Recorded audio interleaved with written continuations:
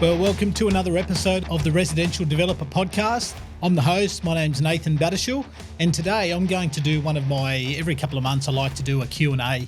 So I get a lot of different questions come through the website and through socials and through our email blasts.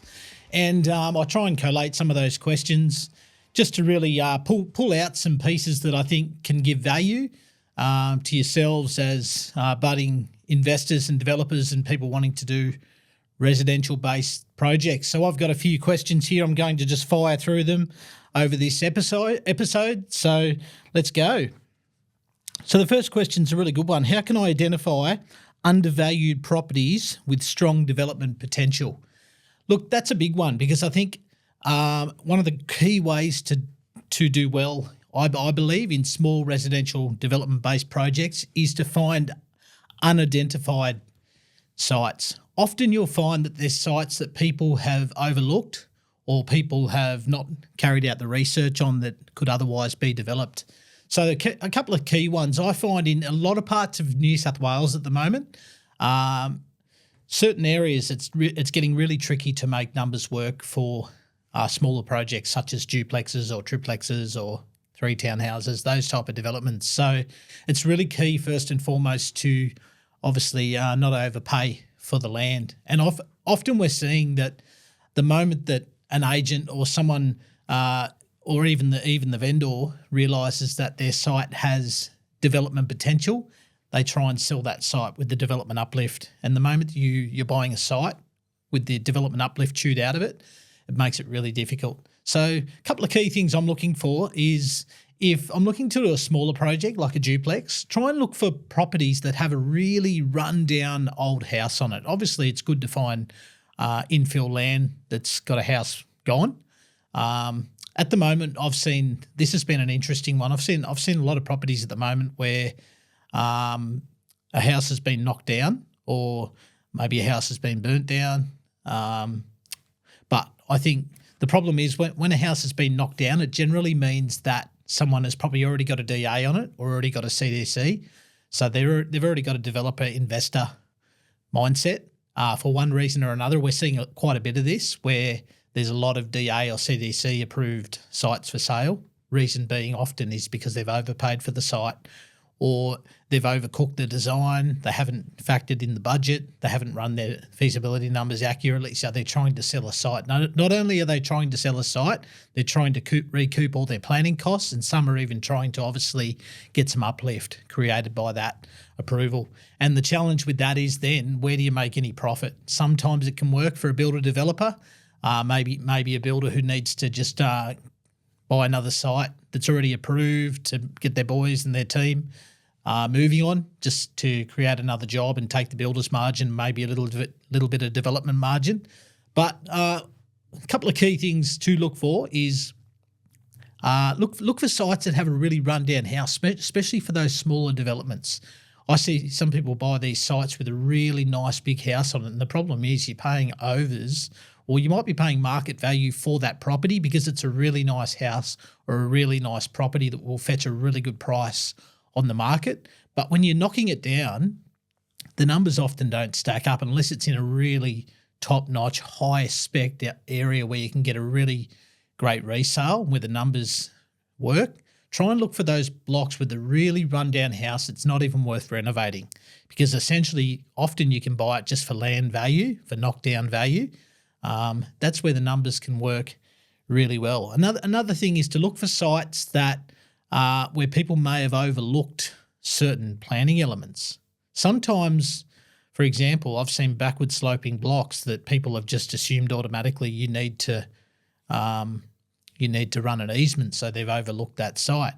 But through having good team, through looking at the stormwater elements, sometimes you can engineer a site to make the stormwater work and, most importantly, comply with that council's development control plan for stormwater drainage. But often people that don't have a good team around them or are inexperienced can overlook a site due to certain constraints. Sometimes there can be elements around trees or around just being creative or looking at a site through a different lens or a different way of looking at things, so you can engineer a site to make it work where other people may not have spotted the potential.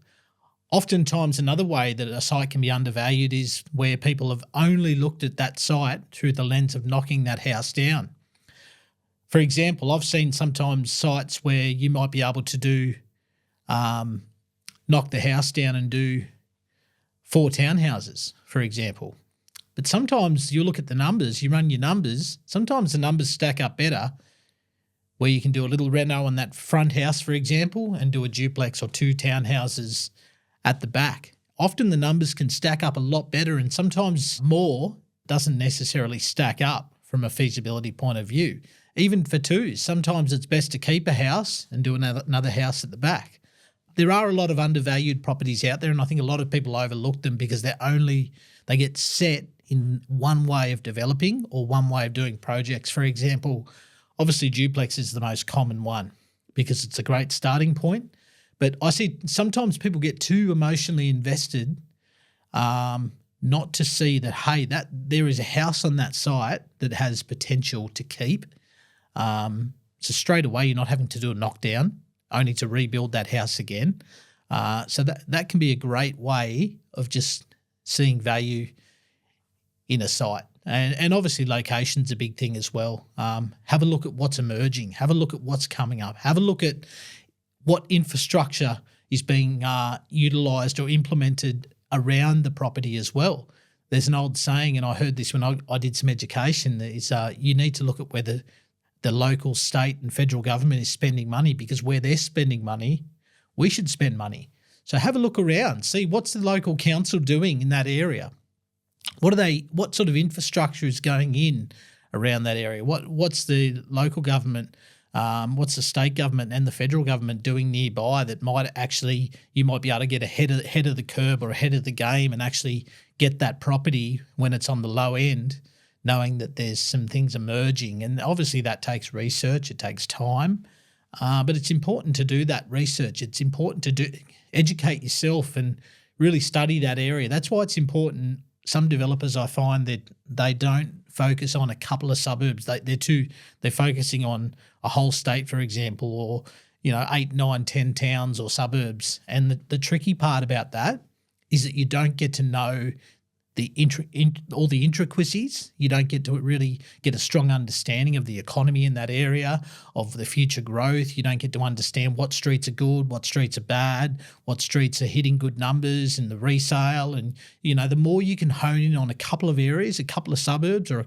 a town, you'll get to know all the ins and outs of it, because you can do a development on one street and you can go right over to the next street, literally 20, 30 metres over the fence, and the resale can be completely different. The buying pool can be completely different, and you can overcook your numbers if you run your numbers based on one street over. And that's why it's important to just hone in and understand your market, understand that suburb, understand that area, understand even the streets and the history of what property is doing, and even be able to forecast and preempt and get a really good picture of where things look. Next question is a really good one as well, and it's, what are the best strategies for getting development approval quickly? Look, the reality is in some councils, it's just inevitable that development approval won't come quickly. Now, the first and foremost strategy of getting an approval quickly is to get a complying development, a CDC, being the fact that often you can get approvals within 2 to 3 weeks through a private certifier by doing a CDC. But it's not always possible to get the best use of a site with a CDC. So often you need to go down the development approval pathway. Now, look, there are still some key things to look at when it comes to getting a DA approval quicker. Now, I think the big thing first and foremost is in the acquisition side of things. Don't buy yourself a headache. If you do buy a headache, make sure that you get good terms, ideally a delayed settlement or a call option or a put and call option. Make sure you're able to get some terms that will enable that you're not having to pay those holding costs while you're executing that approval. And that's why it's important to really understand what you're up against. if you are looking to get a site where you have to navigate some challenges, or you're going to have to potentially have some variations in the actual approval process, make sure that you've got contingency. But first and foremost, if you are looking to do deals and developments that minimise stress, that minimise delays, find sites that just stack up and work. Key things, just look for sites that drain appropriately from a stormwater point of view. Look for sites that aren't littered with native trees that could cause huge headaches, where you may have to keep trees that could impact the yield due to the tree protection zones. Just looking at finding sites that aren't littered with flood constraints, bushfire constraints, overlays that can impact the design. So ideally, you want to find sites that have really good solar access too, whether that be a duplex or a dual occupancy or townhouses or villas, any of those residential-based projects. Look for sites where you can clearly see that you're going to get good solar access, because that's a big killer, is privacy, loss of views, so view impact for neighbours, overshadowing for neighbours, and solar access for the development. They're a couple of big key things that can really cause delays in a project, because the moment that because you have to, if you're going down the DA pathway, your neighbours have the opportunity to write submissions or objections to why they believe that this development should not either go ahead, or why they believe that a redesign needs to take place. So you want to minimise the amount of variations if possible. If you want a fast DA, or if you want a more efficient DA, the best thing to do is submit an application that is 100% compliant. And if it's not 100% compliant, make sure that you've got contingencies in place. If you are looking to go some variations, make sure that you've already preempted what objections may come, and have some solutions on how you can actually navigate those objections when they do come. And one of the key things in doing that is having really good, suitable, quality team around you. So having a really key, switched-on design team, having a really good planner involved in the piece as well, submitting a really good application to accompany the architecturals and the documentation is vital. Often I see people really want to skimp out when it comes to that town planning piece, where they don't want to spend that money creating a really good statement of environmental effects and variation statement, where someone who's really well thought out the design, thought out the implications, thought out, in a sense, preempted what neighbours may say, preempted what the planners at council and the various consultants in council may come back with, and actually come up with a design that can actually answer those questions or trigger, really good, well thought out, articulated responses to any potential objections that may arise. So a lot of it does come down to acquisition, just making sure that you are acquiring a site that is not going to throw up headaches. Solar access is a massive one. If you've got a site where you've only got one option, to have a driveway in the north, for example, and all your townhouses are going to face south, well, you've got to really think long and hard. I've seen really good sites just not stack up purely due to the fact that the site is not orientated well for that particular use of development.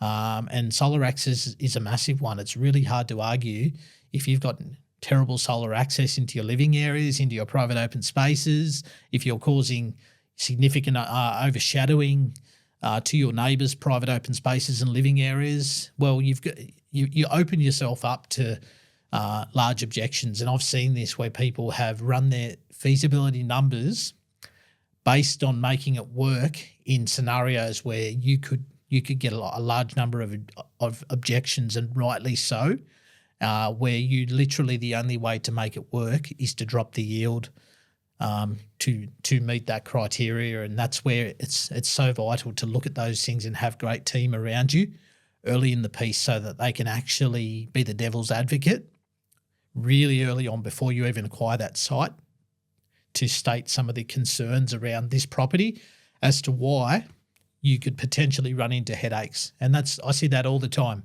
where people have acquired a site that, yes, it looks good initially on paper, but once you start to dig down into the planning elements of it, you're going to potentially run into headaches. And some people love to take that huge element of risk, and but with that risk comes a lot of potential for challenges in that process, in that DA process, that can either result in a very long process, drawn-out process, and even can result often in a DA rejection that can be very hard to fight in environment court if there's a large number of elements where it doesn't comply with either the development control plan that councils set out, or worse still, have some LEP non-compliances.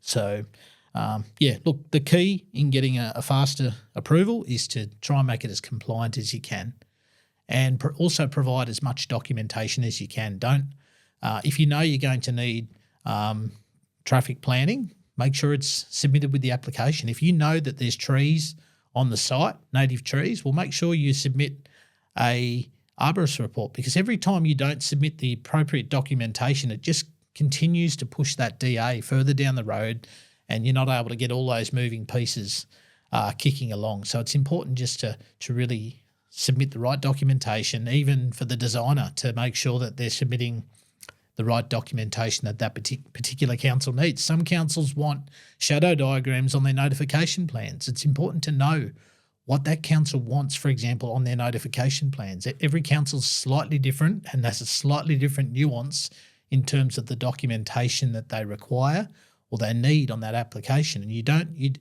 one of the best ways to delay a project is by those RFIs continually coming back. Sometimes you can't help but get RFIs. And the reality is sometimes RFIs come as a result of, unfortunately, some local governments can sometimes create RFIs just to continue to move that project, keep that project on hold to deal with workload, and it can get frustrating. But the more that you can submit something that's fully compliant, has all the documentation that's required, it really helps smooth that process. Another great question is, how can I reduce my development risk in an uncertain market? You could possibly say that we have been in a little bit of an uncertain market at the moment. There's always ways to pivot or to look at what the current market trend is and look at it through that lens. So at the moment, we're finding that it's really hard for young couples to get finance. One thing I'm finding in the development space, the people that have money at the moment and that are spending money are the baby boomers. My parents' generation, who either are about to retire or have retired, they're cashed up, they own their properties unencumbered, but a lot of them have owned properties with big backyards. They're looking to downsize. They're looking to, some of them want to possibly, they own a really nice property unencumbered. The idea is to maybe go and buy a smaller property, whether it be a townhouse, a terrace, a duplex, a dual lock, downsize, buy it with no mortgage, no debt, have a whole bunch of cash that they can either go and invest and do something else with, or they can go on some holidays. I'm seeing a big buying pool of those type of people in this current market that we're in. They're not worried about the interest rates because they don't owe any money on their property. So they're not stressed about inflation. They're not worried about any of that. So you've got to look at what that buying pool needs and what that buying pool wants. I've seen a real resurgence of single-story dwellings coming back into the market. Sometimes doing a single-story duplex, for example, or single-story villas versus double-story has made a real emergence, especially in the uncertainty of this market where there's a buying pool of these people that are cashed up. They'll pay good money for a property that hits all the numbers, that stacks up in terms of their livability, in terms of the lifestyle that they want to live. Is it close to cafes? Is it close to shops? Is the block relatively flat? Is it low maintenance? Does it hit all the numbers that they desire? Does it have that type of housing stock that particular market is needing? Does it have some of them might want a little bit of a workshop at the back of the garage. They want a couple of bedrooms for their grandkids and the kids when they come to visit. So the moment that you can create a product that hits that current market's buying pool, you open yourself up to doing really well in a market where other people may not necessarily be doing so great, where they've targeted a demographic that just may not be able to buy, or a buying pool that's very limited, or a buying pool that has a low borrowing capacity. So it's just key to look at those things. We're seeing a real emergence of townhouses, duplexes, that sort of thing, where you got the guest bedroom or even the master bedroom sometimes downstairs, and then you've got a couple more bedrooms upstairs.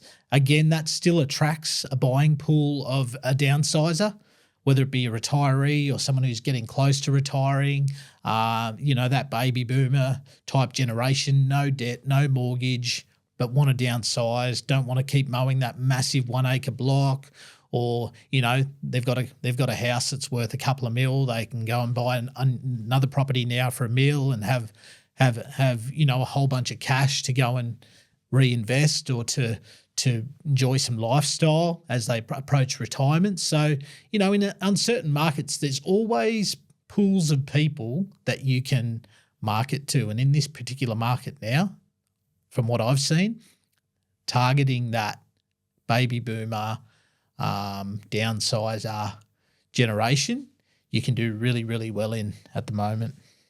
Another question that I got was, what are some of the most effective ways to manage multiple consultants and contractors when doing a development? Look, this is an interesting one, because I think there's so many moving pieces when it comes to projects and developments, whether you're a mum and dad, an investor, or a developer.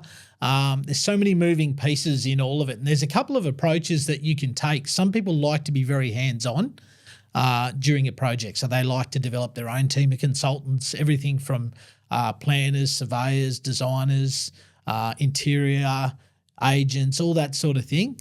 So the key thing in all of it is to really build that team.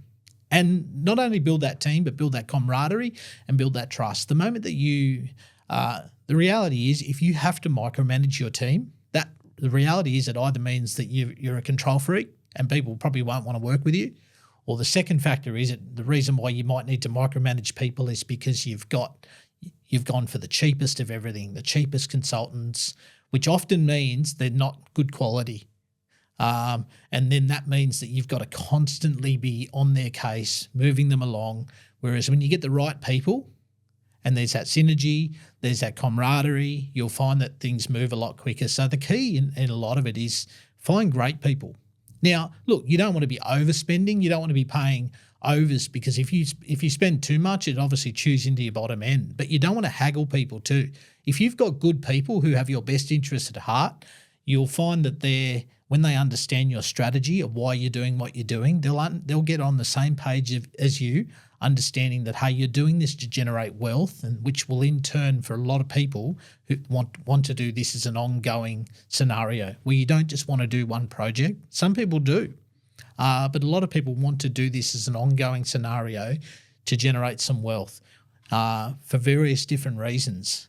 And when you get the right people on board who understand that philosophy and understand that mentality, you'll find that it can make life a lot easier. So one of the best ways to manage consultants, and when I talk about it, I'll talk about it pre-build and then the build phase, because you've got your pre-build. That's where you're dealing with all the moving pieces of consultants, designers, town planners.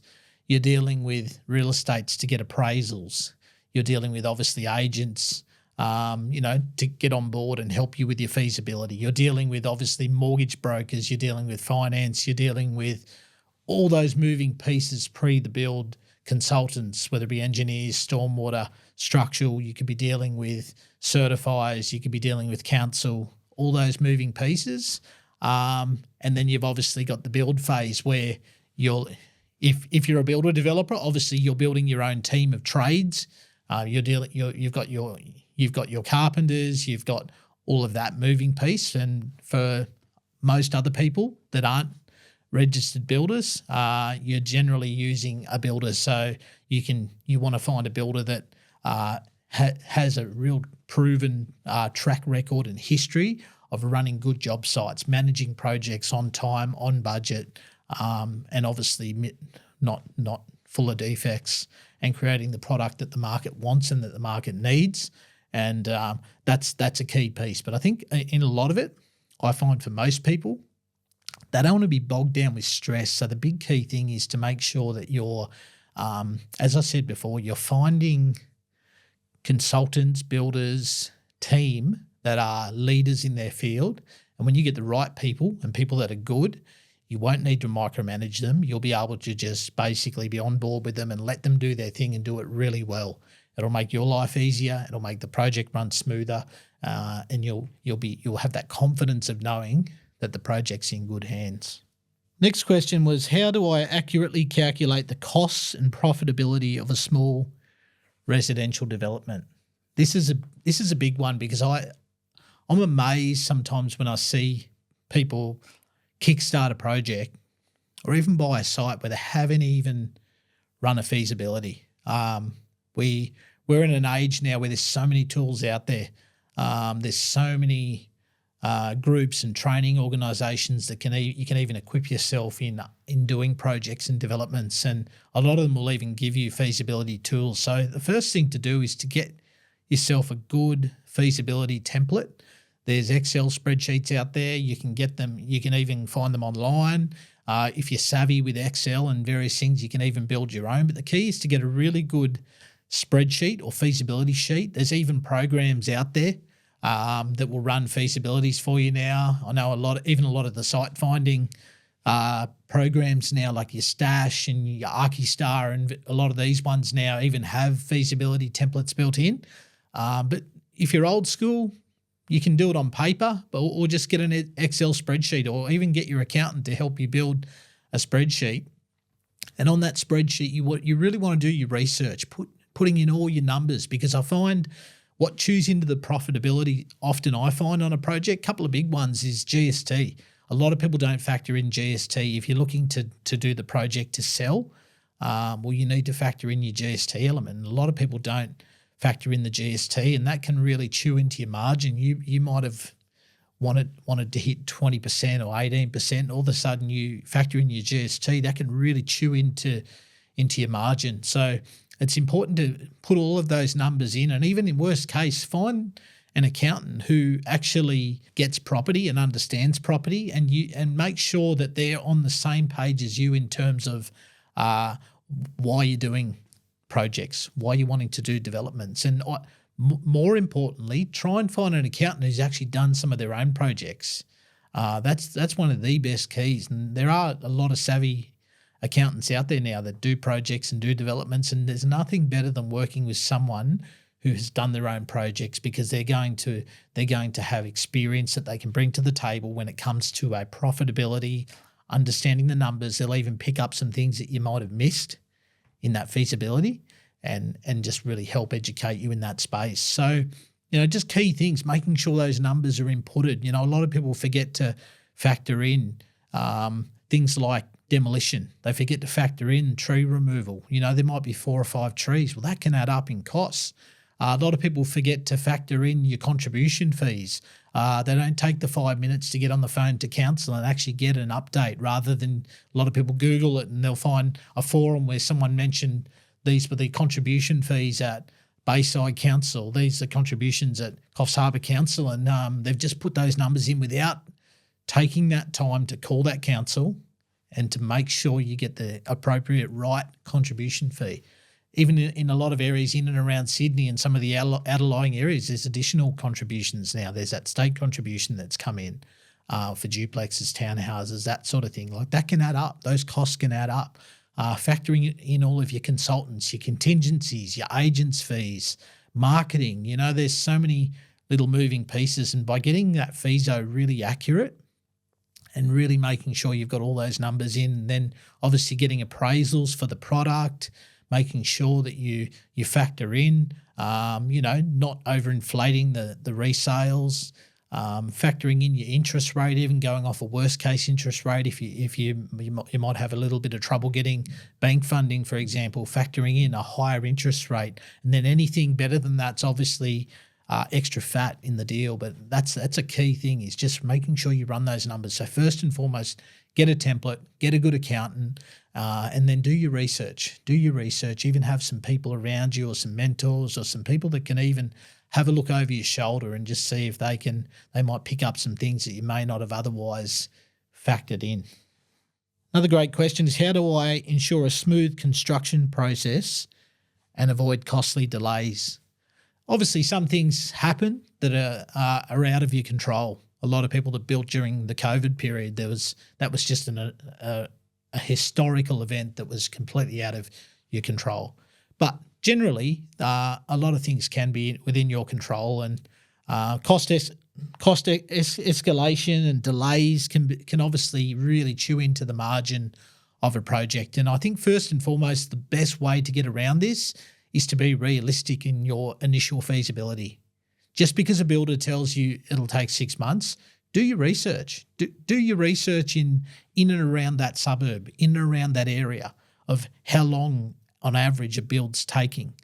Do your research on the particular builder that you decide to build with. Talk to them. Ask for a couple of references. There's nothing wrong with getting some references from a builder. If that builder's told you 6 months, it'll take 6 months, or it'll take 9 months or 12 months to build that particular project. But then you talk to their last two clients, and both projects have taken 18 months plus, and there was variations and different things involved. Well, by doing your research, by doing your due diligence, you're able to really get to the bottom of why that is, and look at that. There could have been legitimate reasons, but by doing your research, you can really get a picture of the history of that builder.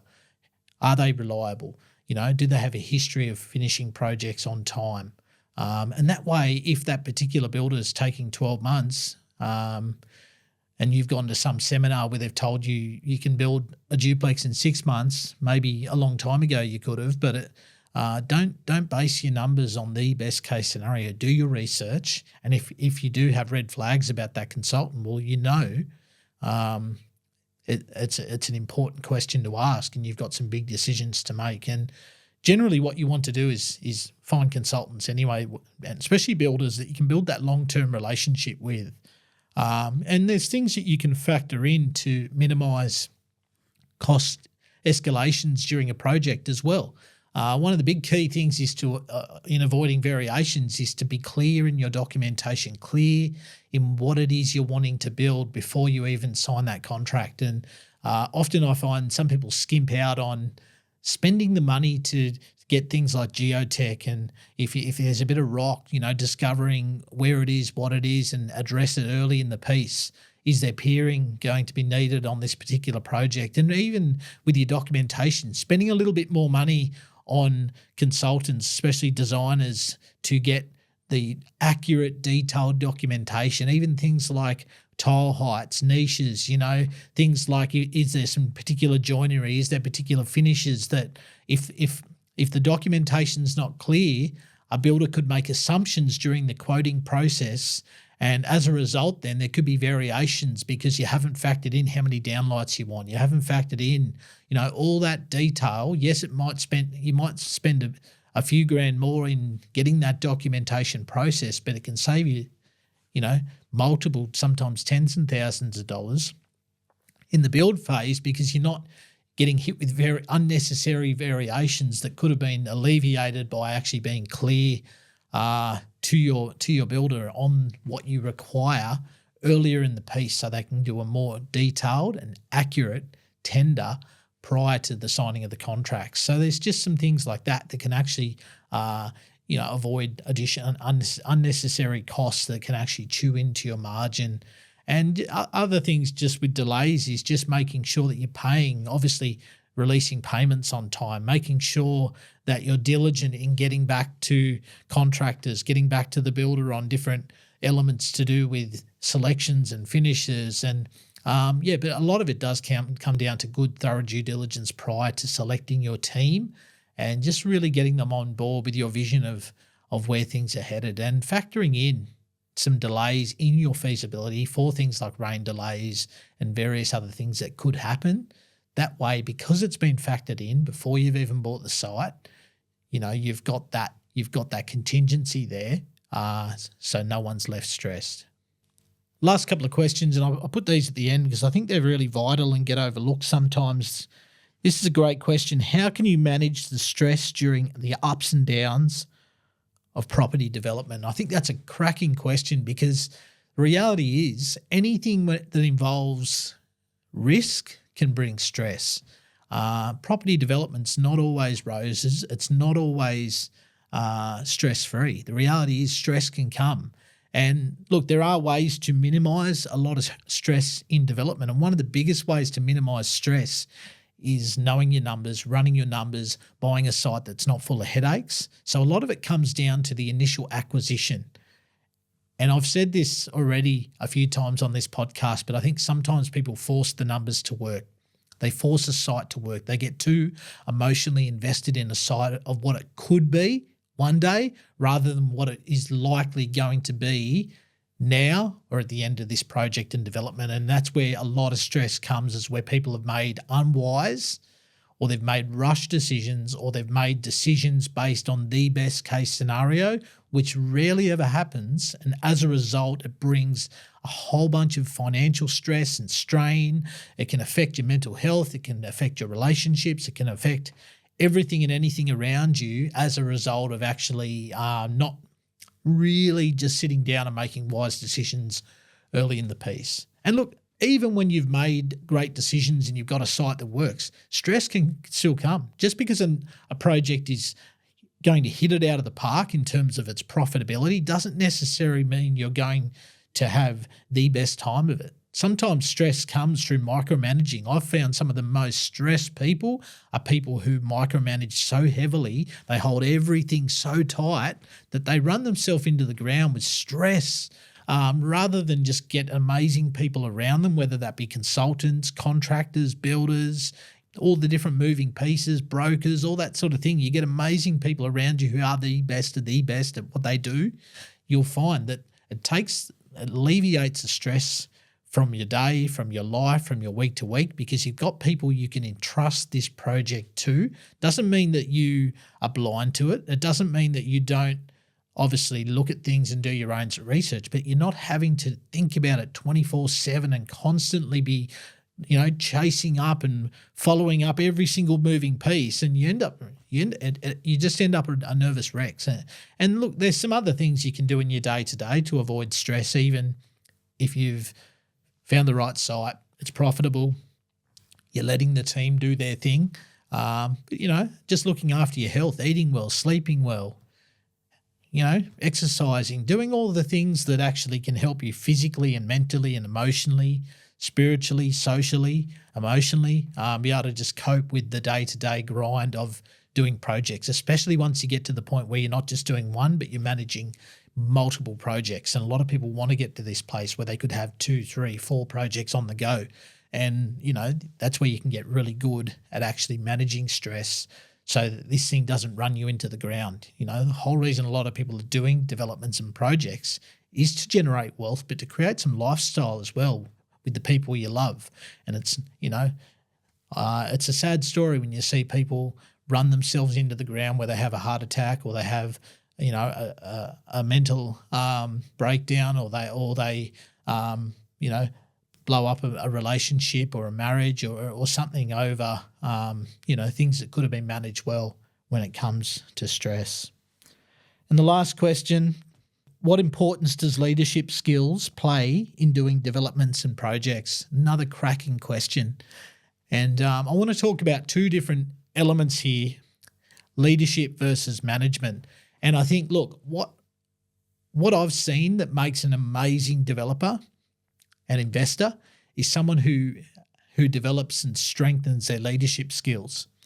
I've said this a few times, and I'll continually harp on about this, is the most stressed out people I see are micromanagers. Micromanagers rarely make good developers, and even if they do make good developers, they rarely ever keep a team, whether it be builders, consultants, because no good builder, no good consultant, no one who's great at their craft wants to be so heavily micromanaged because it just takes the enjoyment away from the project. And the reality is most people that heavily micromanage end up running themselves into the ground. So it's important to develop your leadership skills. And look, some people are born natural good leaders. Other people it's a craft that you have to work hard at. And the reality is everyone can get better as a leader. Even if you're not a strong natural leader, it's a craft that you can work on. It's a craft that you can continually invest in and develop yourself in. And, some of the great ways to do that is to expose yourself to good leaders. Have a look at leaders that are out there that are great at what they do. Read books. There's so many books. We've never had more resource around us when it comes to books, podcasts, YouTube videos, education, training. There's even courses on leadership that you can do to develop and grow yourself as a great leader, because the reality is good leaders realize, and I love Andy Stanley, a leader and an author, has an amazing statement. He said, I'm not the smartest person in this organization. I just got here first.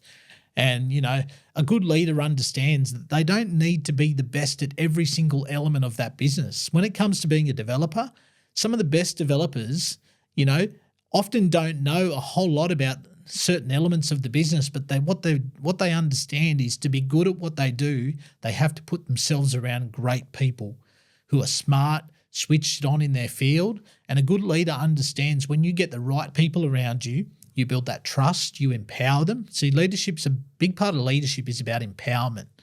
It's not about control. See, a lot of people get leadership mixed up. They see leadership as management. But there's a big difference between leadership and management. And see, leaders understand to get good people around you who are the best of what they do, and you empower them to run with it.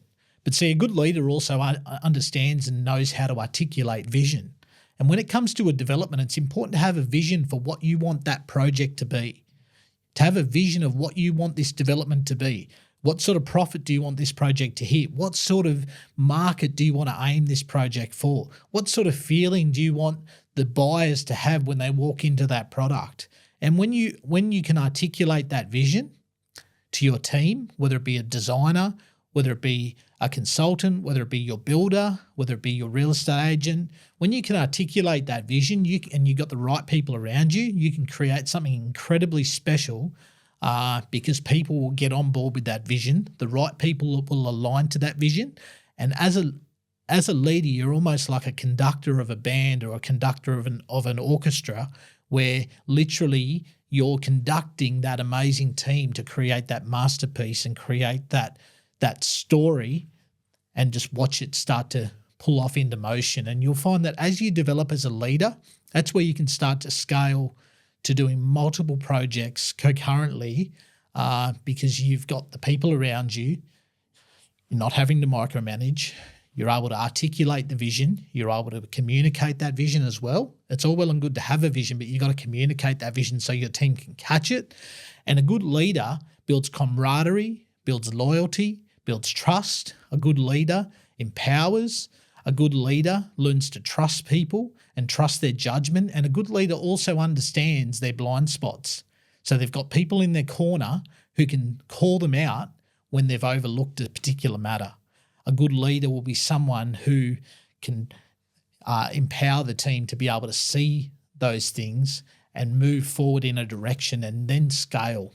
A good leader is always someone who is able to then scale, where you can run multiple projects concurrently. And that's an area that often gets overlooked, those last two questions: looking after your mental state, dealing with stress, and also growing yourself as a leader, because leaders attract great people. Leaders attract people that want to move forward with you. And then when you've got that mindset, you can create something special, and you're enjoying it with the team as well. Then when you hit a victory, it's not this thing where you're on your own celebrating it. You've got a great team around you.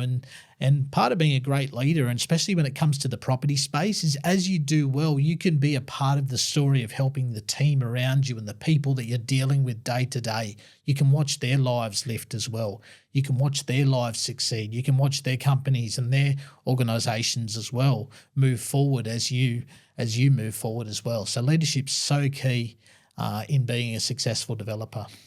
Well, look, that's there's a whole lot more questions, but just for time's sake, I'm going to pull it up from there. And look, if you enjoyed this episode, I want to encourage you to make sure you like and subscribe and share this with any family, friends, or developers or investors or people interested in this space that you think may get something out of this session. And thanks again for listening, and we'll see you next week.